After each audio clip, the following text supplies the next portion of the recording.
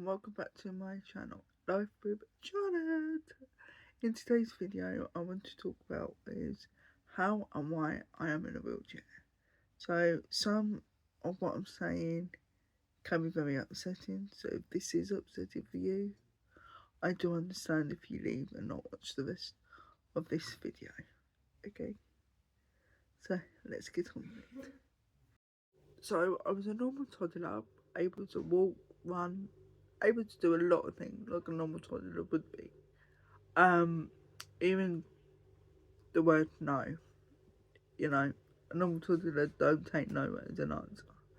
So my mum put me to bed, and she had a funny feeling something wasn't right. Come and checked on me, and I was blue. I couldn't see, I couldn't hear, I couldn't hear my mum talking to me, so I was unable to do anything that I was able to do. So my mum took me to the hospital, Guy's and St Thomas's, which they done a bunch of tests, like blood tests, x-rays, CT scans, and nothing was coming back. My mum believed I had a virus called meningitis, which affects the membrane and the spinal cord, and it can go untreated. And if it goes untreated, it's very hard to get treated very quickly. So that's what my mum believed. The hospital, unbelievable, told my mum to go home and arrange my funeral because I have weeks to live. So that was a bit awful for my mum. You can imagine, the only girl of the family, and she's being told to arrange my funeral, which no parent wants to do. So my mum brought me home. Between my mum and my brother, they looked after me. My mum had to feed me through a straw because I was unable to swallow. And my mum's been like my rock all throughout my life. So to get better, I had to get chicken pox to get my eyesight back. I got the mumps to get my hearing back. And believe it or not, I only got my speech back because I watched the Teletubbies and the Tweenies. So it was a bit weird, and they sent a nurse out to help my mum with me when I was a little bit more older. And even the nurse was shocked that I was watching the Teletubbies and speaking back to them, also in the Tweenies.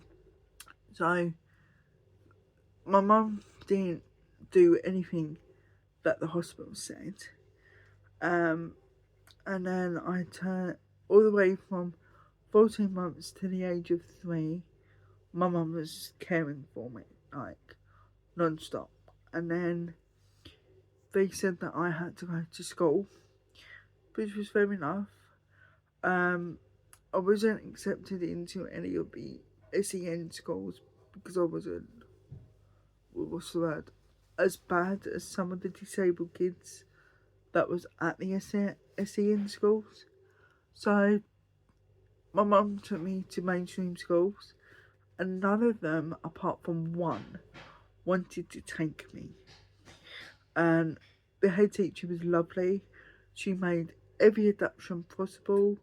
She put in ramps, she put in a disabled toilet, she made sure that I was treated like a normal child, and no special treatment was given. So I really appreciate what she had to do to take me. So from the age of 4 to the age of 12, I was able to walk on a Zimmer frame, had no problems. Obviously I had like a little bit of a limp, but not much. So I was on a Zimmer frame, and then I but I kept falling over, and they didn't know why. So I had another bunch of tests for why I kept falling over, and they came back with, at Guy's Hospital, that I had vanishing white matter. Now, vanishing white matter, the symptoms are you go blind, you go deaf, you can't speak, you have seizures and you live past the age of 21. So that's what guys put me down as. That's what's caused me to be in a wheelchair. Funny shit might matter. My mum wasn't having any of this. So I finished my primary school years in a mainstream school, and we were like, but what about secondary? How's this going to work? So we looked at every secondary school in my area, and one again said, yep, we could take her, because they had like a specialised unit there, like all the disabled children to go to, but they were still part of the mainstream school. So I was like, yes, I want to go. So, because I was on a 7th frame, they said it was unable for me to walk around the secondary school. So then they put me in an electric wheelchair. And my mum said from day one that if they put me in an electric wheelchair, I would become very lazy and lose the muscles in my legs. And guess what, guys? It was true. So all throughout my secondary school, so from the age of 12 to 18, sorry, because I stayed on till I was 18, because I'd done 6th form, I was permanently in a wheelchair. And then they find out I had a dislocated hip from birth. From birth. Why was this not picked up on? So I had to go to a specialised hospital called Stanmore.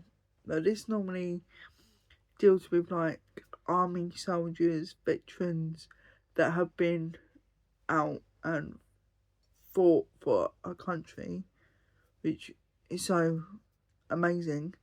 So they took me to Stanmore, and they said, yes, we will have to do surgery.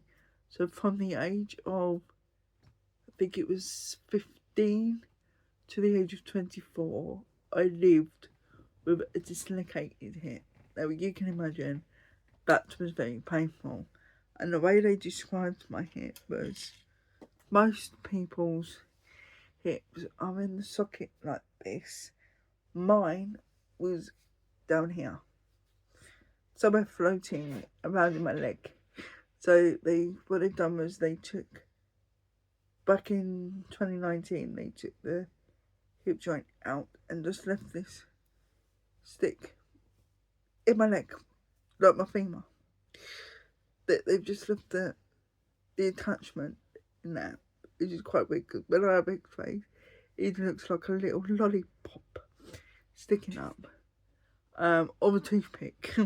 So yeah, so from the age of 15 to 24, I had hip pain. I was on a load of painkillers.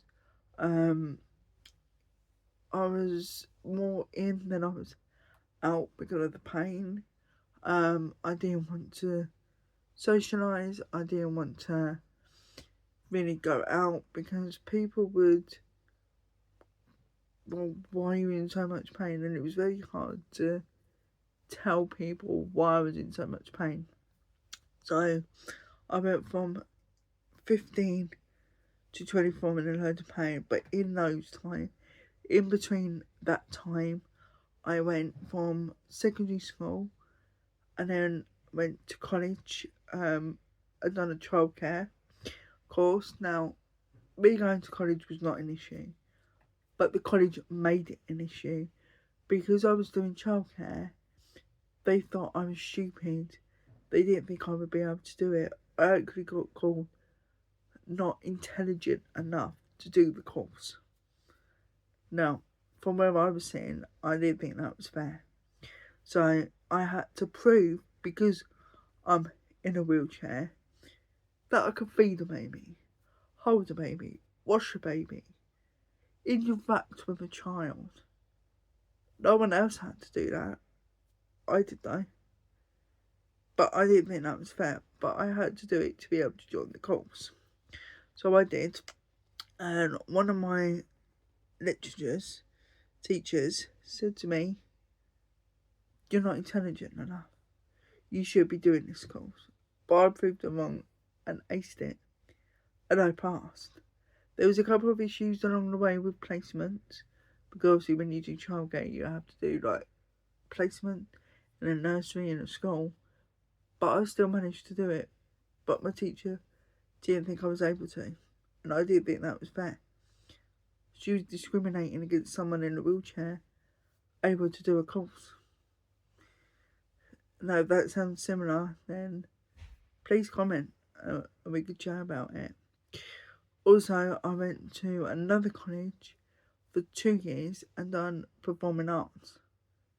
Again, I had to prove that I was able to do the course. I had to do a 2-week trial run to make sure that I could cope with the workload, to cope with the days of performing. No one else had to. I did though. I didn't think that was fair. And again, I was being discriminated against, which is totally not fair. So, I finished college in 2018. So, I've done college from 2016 to 2018. Finished in the May. And then this beautiful thing happened. I had to go to the hospital because I was in so much pain with my hip. They kept me in for 4 weeks. I was not happy, but in that time, I met my husband. Just trying to get a coffee.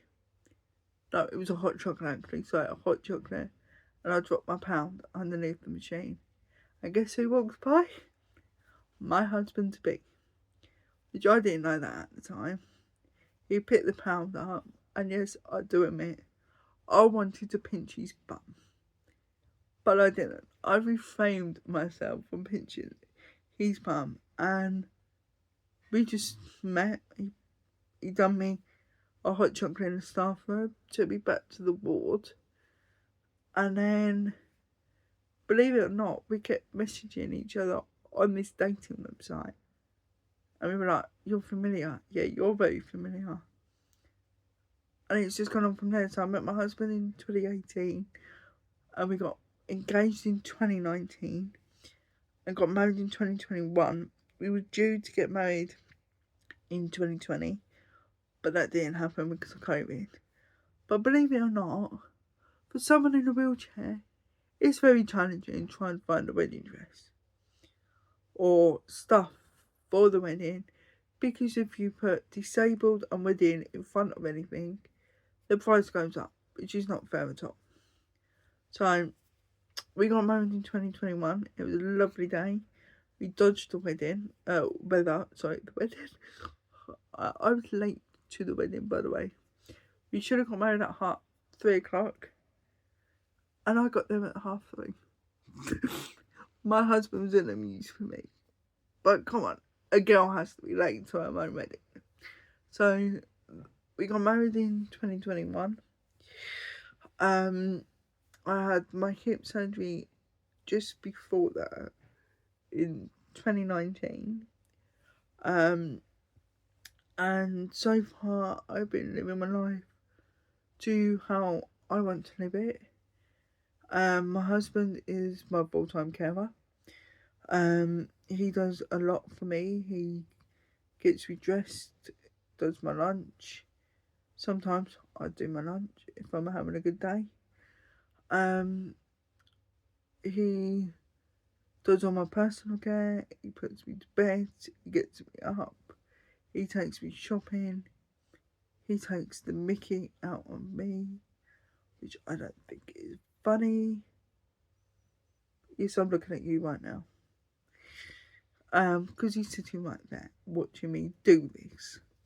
And he's laughing at me. So, you know, payback will be good when I get it. We still live with my mum. My husband lives with us. We are moving out at some point. But even then, when we do move out, I've got to find a property that is suitable and that is wheelchair friendly, and then the council will have to adapt it for us, which is very hard to do. So when that time comes, who knows? Will we be moving out? yes, we want children of our own, and we're going down that route of finding out with whatever condition I've got, will it affect our future kids? We don't know at the moment, so we're just a bit hesitant. But that's my life, guys. So that is why I'm in a wheelchair, all down to a virus. So I hope you like this video. I hope you can relate to some of what I am saying, and we can get to know each other. So if you like this video, please subscribe, like and follow. If you have any questions at all, please leave them in the comments down below and I will answer as many. Or if you've got a question, my Instagram and my Facebook is linked on my bio. So if you have a question and you think you want to know the answer, leave it on one of those 3 platforms and I will answer you. But don't answer you straight away. It's because I'm busy making you guys another video. Thank you ever so much for watching. Hope you enjoyed it, and I will see you in the next video, guys. Bye. Listen.